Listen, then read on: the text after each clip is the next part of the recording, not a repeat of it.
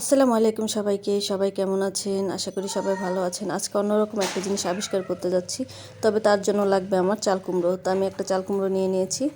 এগুলো আমি মোরব্বা তৈরি করব, তাই বড় বড় করে পিস করে কেটে নিয়েছি। এবং মোরব্বা করার জন্য এই চাল কুমড়ার মাঝখানে যে নরম অংশটা থাকে, বিচি যেখানে থাকে নরম, মানে ওটাকে কি বলে, বুক বলে। চাল কুমড়ার বুকটা আমি কেটে নিয়েছি। এখন আমি এটা কুচাবো মোরব্বা বানানোর জন্য। পিসগুলো এই যে কাঁটা চামচে সুন্দরভাবে চারিদিকে কুচিয়ে নিয়েছি। এটা মোরব্বার জন্য তৈরি হচ্ছে। তো মোরব্বা বানানো এত কষ্ট আমি জানতাম না, আমার এটা ফার্স্ট অভিজ্ঞতা। এটা মানে কুচাইতে যায় আমার মনে করেন অবস্থা 12টা বেজে গেছে, হাত ব্যথা হয়ে গেছে। আর জীবনে কোনো দিন চেষ্টা করব না মোরব্বা বানানোর।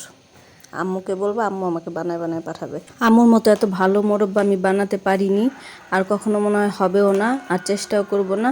তো আমি চাল কুমড়োর ভিতরে অনেক পানি থাকে, পানিগুলো আমি হাত দিয়ে চিপড়ে চিপড়ে পানিগুলো ঝরিয়ে নিব। তো এই যে চাল কুমড়োর বিচির যে অংশটা মানে বুকগুলো আমি নিয়ে নিয়েছি।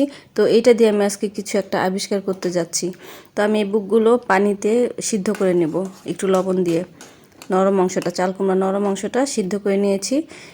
নিয়ে পানি সুন্দর করে পানি ঝরিয়ে এটাকে মানে কি বলবো, এটাকে আমি হাত দিয়ে নরম ভর্তার মতো করে ফেলেছি। তো আমি এখন যে জিনিসটা আবিষ্কার করতে যাচ্ছি সেটার জন্য সুজি লাগবে, দুধ লাগবে।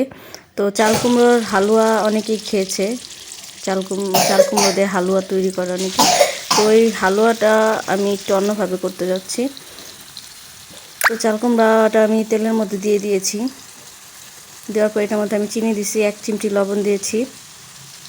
তো এটার মধ্যে আমি যেটা এক্সট্রা যে জিনিসটা অ্যাড করব, এখন আমি এলাচ গুঁড়ো দিচ্ছি, একটু নাড়াচাড়া করব।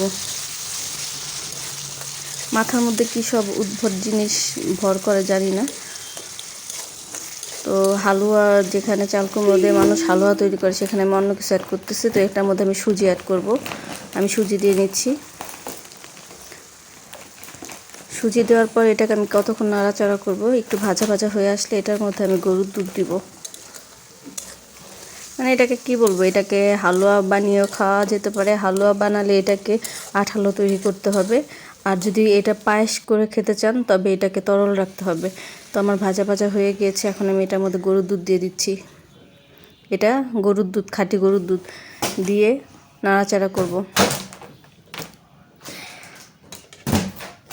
তো কিছুক্ষণের মধ্যেই এটা বলক উঠে গেছে, অনেকটা ঘন হয়ে আসছে। তো আমি যদি এটাকে পায়েস খেতে চাই তো আমি এরকম অবস্থায় নামায় ফেলবো, পায়েসের মতো ঘন অবস্থায়। তো আমি এটা পায়েসের মতো করে খাবো না, আমি এটাকে হালুয়া তৈরি করব, তাই এটাকে আমি ঘন করব। এই যে প্রায় হয়ে এসেছে, এখন এটাকে আমি পরিবেশন করব। মানে দেখতেই বোঝা যাচ্ছে যে পুরা মানে খেতে যা খাসা হয়েছে। দেখেন, নামানোর সাথে সাথে অর্ধেক শেষ, আমি বুঝি না অর্ধেক শেষ হয়ে যাবে, এত মজা হয়েছে।